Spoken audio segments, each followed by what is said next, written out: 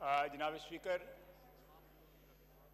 आज से चंद रोज़ कबल ये फैसला हुआ था स्पीकर साहब की सरबराही में जो मीटिंग हुई थी कि बाद जो इम्पोर्टेंट सब्जेक्ट्स हैं उनके ऊपर डिबेट कराई जाए।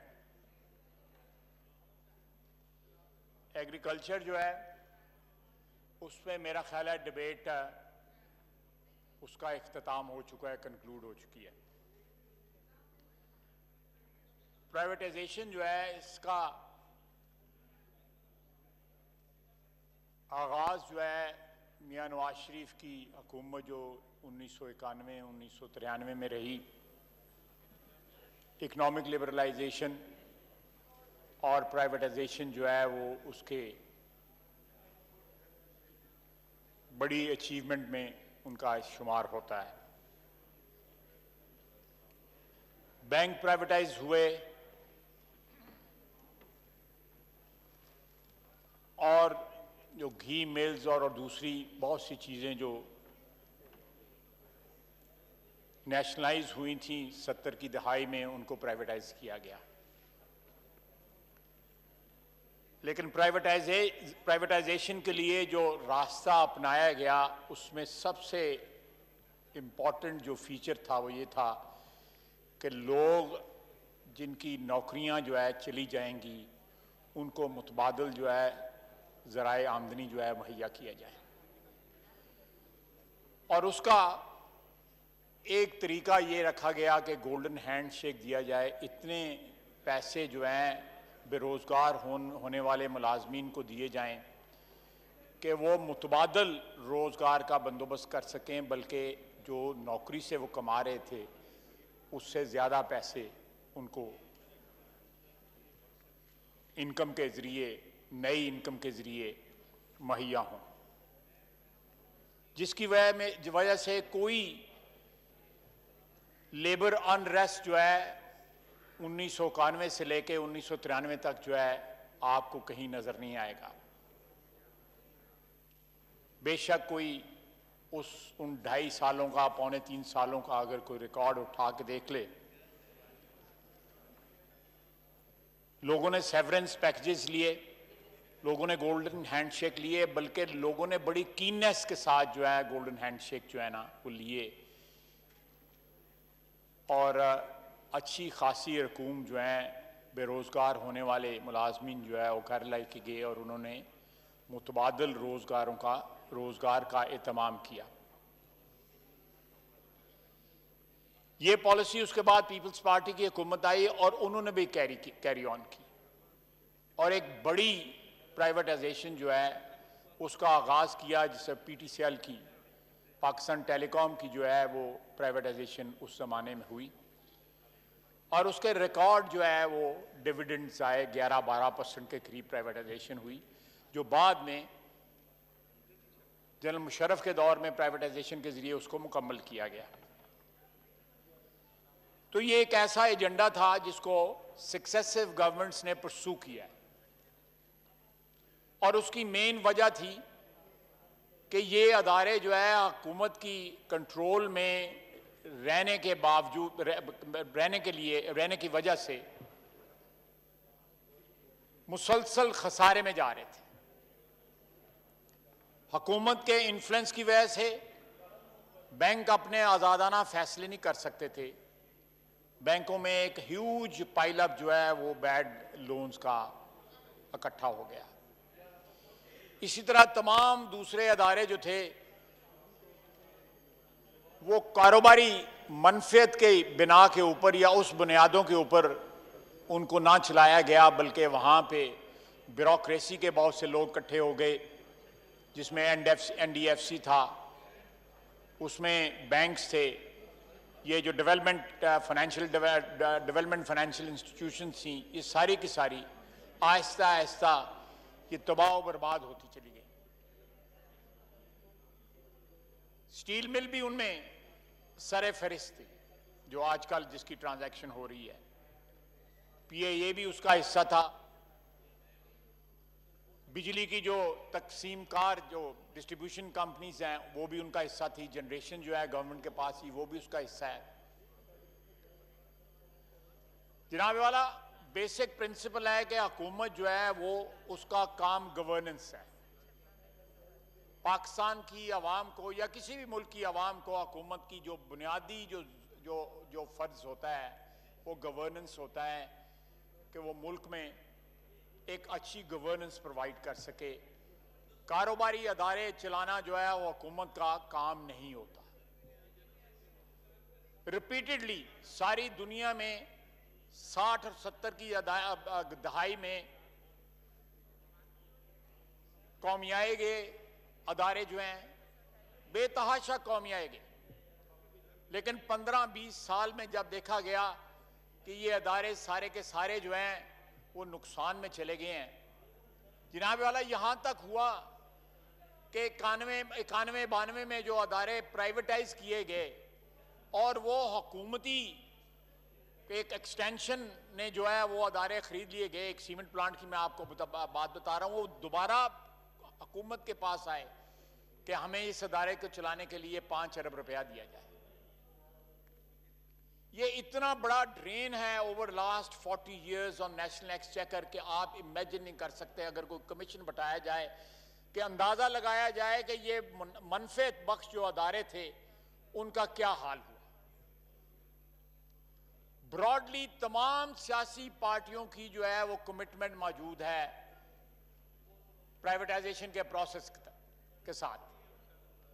उसका तरीकाकार क्या होना चाहिए, जो वहां पे मुलाजमीन है उनके रोजगार का क्या होना चाहिए, किन को ये बेची जा सकती हैं, इसका फैसला क्या ये सारे के सारे जो है प्राइवेटाइजेशन के लॉ को अगर इन लेटर एंड स्पिरिट फॉलो किया जाए तो मैं समझता हूं कि ये एक ट्रांसपेरेंट प्रोसेस जो है उसको इंश्योर किया जा सकता है।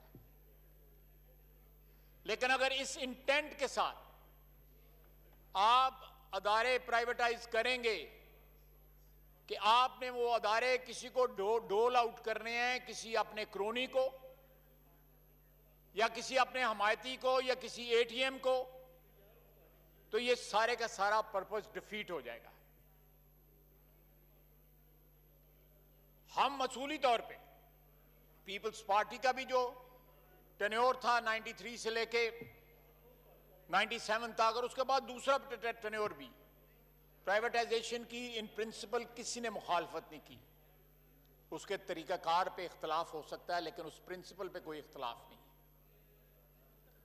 अगर ये हुकूमत इस पॉलिसी को परसू करना चाहती है, जनाब वाला बहुत बड़ा एक मिसाल जो है वो स्टील मिल की है कि 2007 में सुप्रीम कोर्ट का फैसला आया उसकी प्राइवेटाइजेशन के खिलाफ। फैसला इस बुनियाद पे था कि वहां पे करप्शन की जो है वो बाज़गश जो है सुनाई दे रही थी कि सारी डील जो है वो नॉन ट्रांसपेरेंट है, ट्रांसपेरेंट नहीं। मुझे नहीं पता कि कितने की करप्शन जो है अंदाजा लगाया गया या उसको प्रिवेंट करने के लिए वो फैसला आया, लेकिन वो 2-3-4 अरब रुपए से किसी सूरत ज्यादा नहीं हो सकती थी। मुझे नहीं पता, लेकिन मुझे इतना याद है कि फॉरेन को कंपनी थी जो उसको खरीद रही थी, जिसमें सऊदीया की भी एक कंपनी थी। लेकिन आपने देखा कि 2-3 अरब रुपए की करप्शन को बचाने के लिए सैकड़ों अरब जो है सालाना जो है स्टील मिल को अफ्लोट रखने के लिए जो है वो इस्तेमाल किए गए। एक वक्त था कि एक स्टील मिल की प्रेमिसेस के ऊपर 55 यूनियनें थी। उनका मेडिकल बिल जो था वो बलोचिस्तान के सेहत के बजट से ज्यादा था। मैं 1992 की बात कर रहा हूं। मेरा बिल्कुल मेरी हमदर्दियां जो हैं मुलाजमीन के साथ हैं। मेरी हमदर्दियां जो हैं वो बेरोजगार लोग, कथित तौर पर बेरोजगार नहीं लोगों को होना चाहिए, उसका अलहदा बंदोबस्त किया जा सकता है। वो सारे प्राइवेटाइजेशन के पैकेज में बिल्ट इन किया जा सकता है, उनको प्रोटेक्शन प्रोवाइड की जा सकती है। लेकिन कॉन्टिन्यूस हेमरेज जो है नेशनल एक्सचेकर की वो अलाउ नहीं की जा सकती। तमाम लोगों से गुजारिश है कि गौर से सुने, आपस में बातचीत ना करें। हमारा कंसर्न जो है, जो आज जो डिबेट जिसका आगाज हो रहा है, उसमें हमारा कंसर्न सिर्फ ये है, एक इज्तिमाई जो खदशा जो है ये है कि जिस तरह पिछले महीने 1.5 महीने में जिस तरह PIA को तबाह किया गया है, हुकूमती अदारे, PIA इटसेल्फ, वज़रा, मुख्तलिफ वज़रा, किसी का एक बयान भी एक दूसरे से नहीं मिलता। सिविल एविएशन कुछ कह रही है, वजीर साहब कुछ कह रहे हैं, PIA कुछ और कह रही है, और इसी सारे चक्कर में PIA जो है, जो भी उसके खंडरात बाकी थे वो भी तबाह बर्बाद हो गए। डिलिबरेटली एक नेशनल कैरियर को जो है तबाह कर दिया गया है एक बयान की वजह से। आप अगर उसको कल प्राइवेटाइज करने जाएंगे, आपको कुछ नहीं मिलेगा। आपके पास रूट्स हैं, आपके पास गेट्स हैं। मसलन आपको दोपहर के वक्त आपकी फ्लाइट लैंड करती है हीथ्रो के ऊपर, उसकी बहुत बड़ी कीमत है, $20-25 मिलियन से भी ज्यादा हो सकता है आपको उसकी गेट का मिले, टाइम का पैसा मिले। लेकिन ये नाअक्बत अंदेश लोगों ने जो बयानात दिए, उन्होंने ये इम्पॉसिबल बना दिया है। एयरपोर्ट्स की जो प्राइवेटाइजेशन या आउटसोर्सिंग का नारा लगाया गया, किस वक्त लगाया गया? जब सारी दुनिया में एयरपोर्ट जो है वीरान पड़े हुए हैं। रूजवेल्ट की प्राइवेटाइजेशन या लीज आउट करने का प्रोग्राम बनाया गया किस वक्त? जब 73 पिछले 3 माह के अंदर 73 होटल जो है न्यूयॉर्क में, मैनहट्टन में बंद हो गए हैं। क्या क्या क्या वैल्यू उन प्रॉपर्टीज की रह गई होगी जो आप बेचने जा रहे हैं? इसलिए हम हक बजानब हैं ये शक करने पे कि there is a method in this madness. दाल में कुछ काला है, किसी को ओबलाइज किया जा रहा है। जनाबे वाला 1997-98 में $320 अरब रूजवेल्ट होटल के ऑफर किए गए। उसके बाद शौकत अजीज की हुकूमत में 280 पे इसको बेचने की कोशिश की गई, लेकिन हमने इसी असेंबली में ये प्रिवेंट किया कि इसको कौड़ियों के भाव जो है ना बेचा जाए। ये एक नेशनल एसेट है। अब PIA को तबाह बर्बाद करके अपने बयानात की वजह से सारे पाकिस्तान, सारी दुनिया में पाकिस्तान की जग हंसाई हुई। PIA जो दूसरी एयरलाइंस बनाती थी, दुनिया के कई एयरलाइनों की बुनियाद जो है PIA ने रखी। आज जो PIA जो है वो तबाह बर्बाद हो गई है, क्योंकि यहां कंट्रोवर्सी नहीं खत्म हो रही कि 262 एयर पायलट जो हैं वो उनके लाइसेंसेस गलत थे, या 50 के गलत थे, या 40 के गलत थे। मिनिस्टर साहब जो हैं वो कहते हैं कि जाली जो है वो उनकी वो इम्तिहानात थे, या जाली लाइसेंस थे, या जाली डिग्रियां थी। सर, जाली डिग्रियां तो बहुत से लोगों की हैं। मिनिस्टर साहब को सोच लें।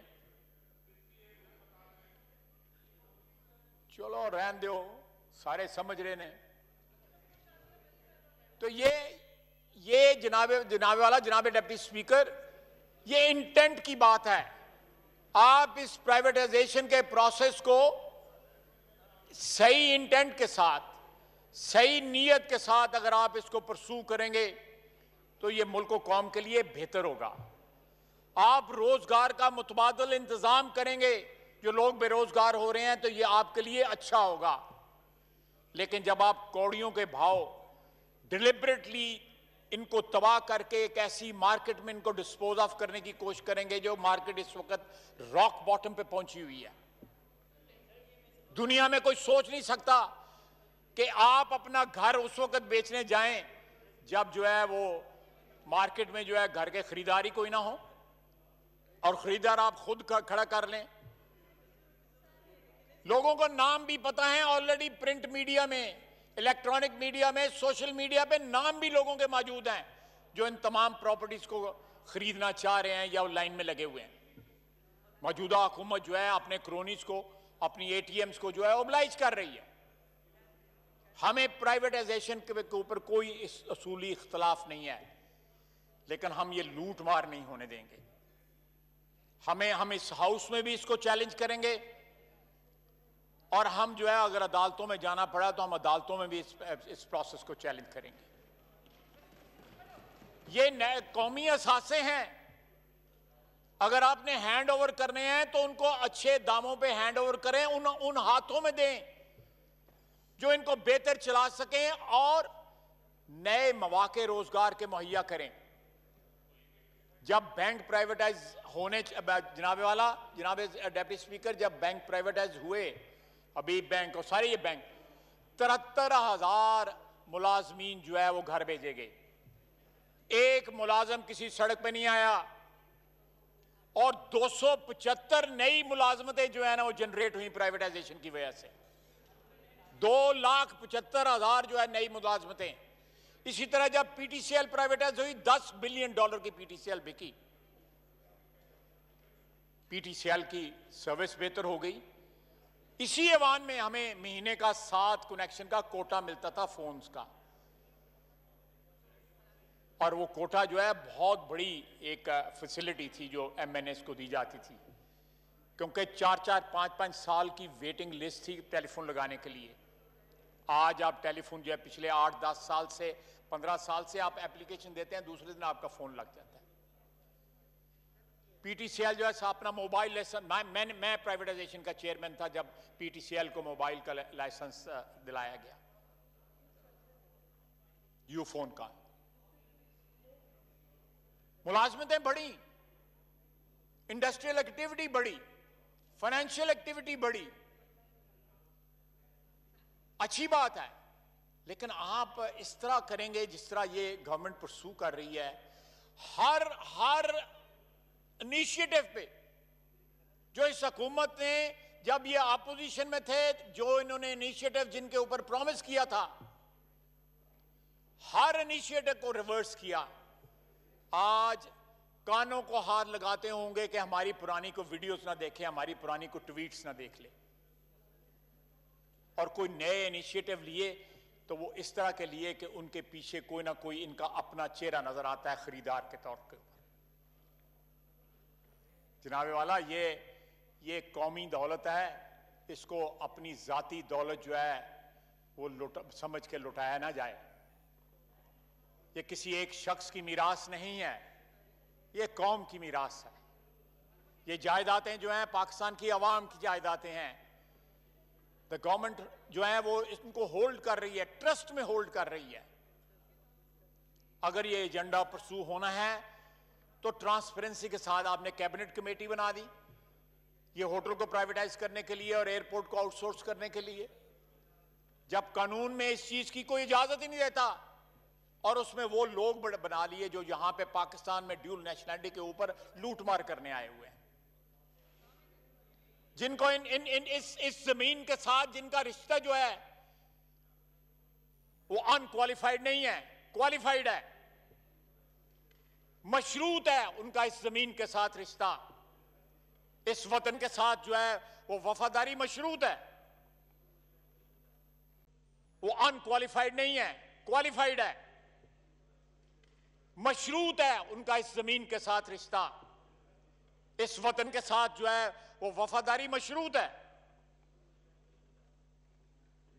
और नॉन इलेक्टेड लोगों को उस कमेटी में डाला गया। जनाबे वाला, काबीना कभी नॉन इलेक्टेड लोग काबीना में नहीं बैठ सकते। जनाबे डिप्टी स्पीकर, मैं सारे हाउस को यह एड्रेस करके बताता हूं, काबीना जो है इस हाउस का प्रोडक्ट है। आइन जो है वो दर्ज है आइन में कि कितने इस हाउस में परसेंटेज होगी और कितने अक्रॉस द कॉरिडोर जो है हाउस जो है हमारा सेनेट, ऐवान बाला जो है उसकी क्या परसेंटेज है, डिफाइंड है। जब इन दो ऐवानों के मेंबरान जो हैं वो ड्यूल नेशनलिटी नहीं रख सकते, तो कैबिनेट में बैठा हुआ बंदा किस तरह ड्यूल नेशनलिटी रख सकता है? काबीना जो है वो प्रोडक्ट है पार्लियामेंट का, ऑफ शूट है पार्लियामेंट का, इंटेग्रल पार्ट है पार्लियामेंट का। अगर यहां पे ड्यूल नेशनल नहीं बैठ सकता तो काबीना में किस तरह ड्यूल नेशनल बैठ सकता है? सिर्फ इसलिए कि वो चहेते हैं किसी के, सिर्फ इसलिए कि वो किसी की एटीएम है? ये नहीं होगा जनाबे डिप्टी स्पीकर, ये नहीं होगा। हम हर मुहाज पे रेजिस्ट करेंगे इन मूव्स को। आपने क्या दिया पिछले 2 साल में? आपने भूख दी, महंगाई दी। अभी 15 मिनट आधा घंटा पहले दवाइयों की कीमतों की बात हो रही थी। जनाब वाला कोविड है, 2,64,000 जो है शिकार हो चुके हैं इस बीमारी का, लोगों इन्फेक्ट हुए लोग। एक पेंडेमिक है, उस दौरान भी, इस आफत के दौरान भी मुनाफाखोरी की जा रही है। कोई खुदा का खौफ नहीं है, कोई कानून नहीं है, कोई रेगुलेशन नहीं है कि इसको प्रिवेंट किया जा सके। आज से 1.5 महीना पहले गंदम की फसल आई है, अप्रैल के आखिर में गंदम की फसल आई है मार्केट के अंदर, या मई के शुरू में, लेकिन आटा जो है वो बदस्तूर महंगा होता जा रहा है। फसल आती है तो ड्रॉप होते हैं जो रेट्स हैं। हमारे यहां पे फसल आती है तो उसका कोई इफेक्ट नहीं होता, बल्कि रेट ऊपर चले जाते हैं। पिछले 4, 5, 6 महीने से, बल्कि इससे भी ज्यादा, सारी कौम जो है वो गंदम की क्राइसिस को रोक रही है। एक फसल से लेकर दूसरी फसल आ गई है, लेकिन प्राइसेस कंट्रोल नहीं हो सकी। सिर्फ ये कहा जाता है बड़ा सख्त एक्शन लूंगा, ये कर दूंगा, वो कर दूंगा। खाली खुली बड़कों से जनाब डिप्टी स्पीकर काम नहीं चलेगा। लोग इस महंगाई का मुकाबला नहीं कर सकते, लोग बीमारी का मुकाबला नहीं कर सकते, लोग इस गैर शफाफ प्राइवेटाइजेशन को जो है वो रिजेक्ट करते हैं। आपने क्या क्या गिनवाऊं, इतने गिन नहीं सकते, इतनी जो है यू टर्न और इतनी जो है वादा खिलाफियां और इनहराफ किया आपने कॉल के उसे पिछले 2 साल के अंदर। लेजिस्लेशंस लाई जा रही हैं। मैं वजीर खारजा था, 2 दिन कुलभूषण का नाम नहीं लिया जाता था, हमारे ऊपर जो है मोदी के यार का इल्जाम लगा दिया जाता था, हमारे खिलाफ गद्दारी के फतवे दिए जाते थे। आज उस कुलभूषण को फैसिलिटेट करने के लिए यहां पे लेजिस्लेशन लाई जा रही है। जनाब डिप्टी स्पीकर, 72 साल में इस कौम ने बड़े बड़े तमाशे देखे हैं, लेकिन इससे बड़ा तमाशा कोई नहीं देखा जो आजकल पिछले 2 साल से चल रहा है। आज भी नौबत यहां पे आ गई है कि वोटर, सपोर्टर और स्पॉन्सर सारे कह रहे हैं आलमान और कानों को हाथ लगा रहे हैं। ये कहां पे जाकर रुकेगा?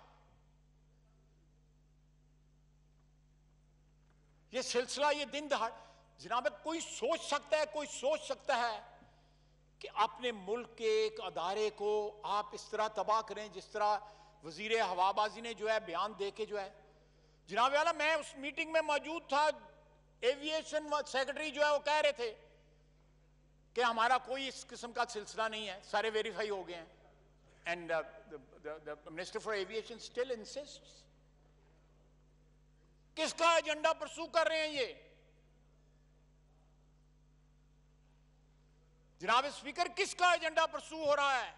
पाकिस्तानी आवाम का एजेंडा परसू नहीं हो रहा, वतन अजीज का एजेंडा परसू नहीं हो रहा, चंद अफराद का एजेंडा, चंद अफराद के मफादात के तहफ्फुज का एजेंडा जो है परसू हो रहा है। कुछ हो या ना हो, मुल्क जो है दिन ब दिन जो है वो इन्हतात की तरफ जा रहा है, जवाल की तरफ जा रहा है। अल्लाह ताला मुझे गलत, मेरी दुआ है कि मैं गलत साबित हूं। स्टॉक एक्सचेंज आपका कसीनो बन गया है। जिस तरह वहां पे चंद स्टॉक ब्रोकर जो है बैठ के जो है वो एक कसीनो पे, एक रूलेट के ऊपर जो है वो खेल रहे हैं, कोई बेसिस नहीं है, कोई इकोनॉमिक और फाइनेंशियल बेसिस नहीं है। मैनिपुलेट किया जा रहा है, हर चीज को मैनिपुलेट किया जा रहा है, चाहे वो फाइनेंशियल मार्केट्स हैं, चाहे वो फूड सिक्योरिटी है या हेल्थ है, सबको मैनिपुलेट किया जा रहा है। किन के एंड्स के लिए मैनिपुलेट किया जा रहा है? वो चेहरे ना जनाब डिप्टी स्पीकर आपसे पोशीदा है, ना मुझसे पोशीदा है, ना इस ऐवान से और ना 22 करोड़ आवाम से। लोग चेहरे पहचानते हैं, शनाख्त है लोगों को, और वक्त आने पे वो शनाख्त जो है उसके नतायज भी निकलेंगे, इंशाअल्लाह ताला नतायज निकलेंगे। जनाब डिप्टी स्पीकर, मैं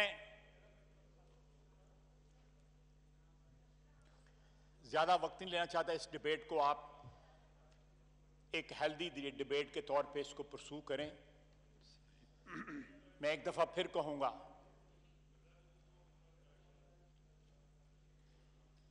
कि प्राइवेटाइजेशन के प्रोसेस के ज़रिए किसी का अगर आपने उधार देना है तो उधार ना चुकाएं उससे, या किसी ने आपकी जेब में 4 पैसे डाले हुए हैं तो आप वो पैसे जो है इस कौम के पैसे ना उससे ना उसकी जो ऑब्लिगेशन जो है वो चुकाएं। जनाब वाला वो पंजाबी में कहते हैं औखे भारे वेले लोग कम आउंदे ने, लेकिन उन्होंने अपने पल्लों फिर तो उन्होंने अदा करो ना, कौम के पल्लों तो ना अदा करो उन्होंने पैसे। अगर कोई आपके काम आया हुआ है या किसी ने आपका खर्चा उठाया हुआ है तो खुदा के लिए उसके खर्चे का इफ्जाना जो है इस कौम की जेब से ना दें। वो दवाइयां महंगी करके ना दें, वो गंदम महंगी करके ना दें, वो चीनी महंगी करके ना दें, उसको जाने दिया है। यहां सैकड़ों लोग हैं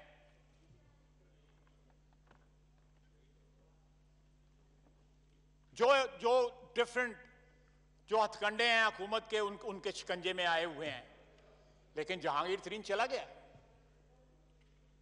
ये क्विड प्रो को है ना कि you scratch my back and I scratch yours. ये क्विड प्रो को है।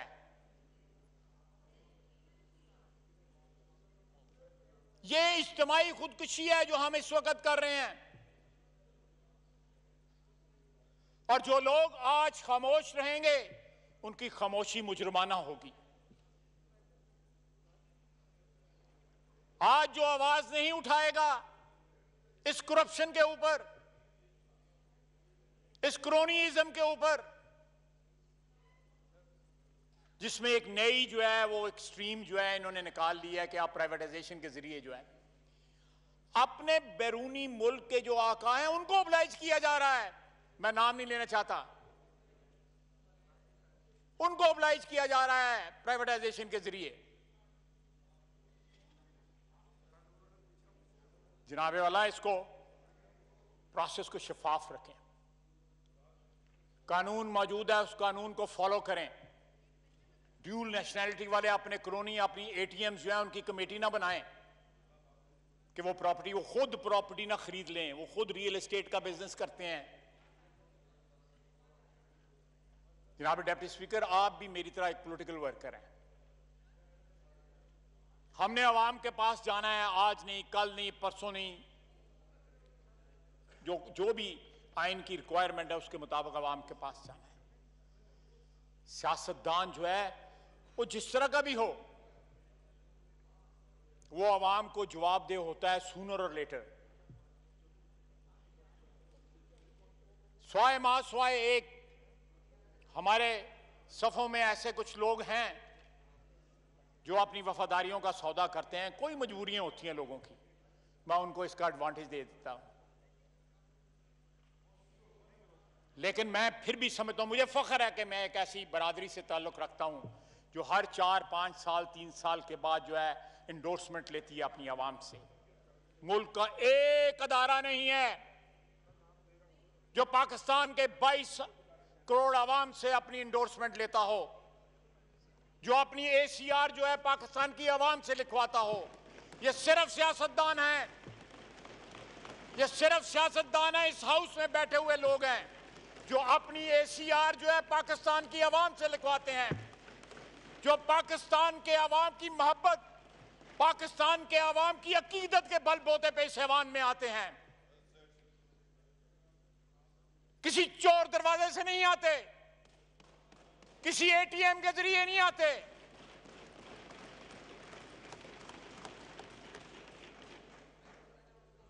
किसी बंद दरवाजे के पीछे बैठ के सौदाबाजी से नहीं आते,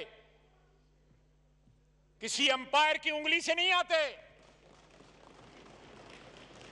मुझे फख्र है इस अवाम पे बैठे हुए जो 342 अरकान को, उनको इस बात पे फख्र होना चाहिए कि हम जैसे भी हैं, हम पाकिस्तान के अवाम के नुमाइंदे हैं। पाकिस्तान की अवाम हमारे लिए वोट देती है, हम उनको फेस करते हैं। कौन है पाकिस्तान में? एक भी बता दें एक और तबका जो पाकिस्तान की अवाम को फेस करता है। ये सियासतदान है जो फेस करते हैं। हमने 72 साल में बार बार पाकिस्तान की अवाम को फेस किया। हमसे गलतियां हुई, हमने उन गलतियों का खमियाजा भुगता। जलावतन हुए, फांसी लग गए, कत्ल हो गए, ये हमने कीमत अदा की हुई है। इस मट्टी की मोहब्बत के लिए हम अशुफ्ता सरों ने वो कर्ज उतारे हैं जो वाजिब भी नहीं थे। जनाब स्पीकर, हमें सियासी वर्करों को, पाकिस्तानी कौम के नुमाइंदों को इस बात का एहसास होना चाहिए कि हमें क्या फौकियत है पाकिस्तान के तमाम अदारों के ऊपर।